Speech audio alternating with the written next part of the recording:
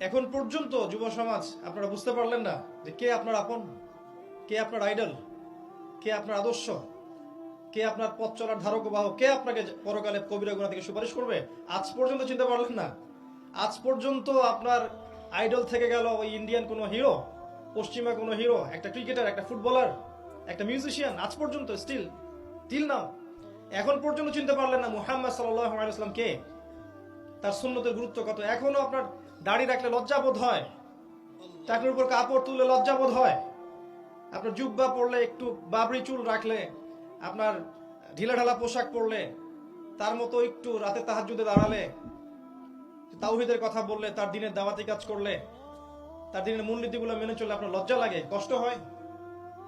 এখনো দিনের পথে চলার সময় যখন প্রতিবন্ধকতা আসে, মানুষ ভালো মন্দ বলে, মন খারাপ হয়ে যায়।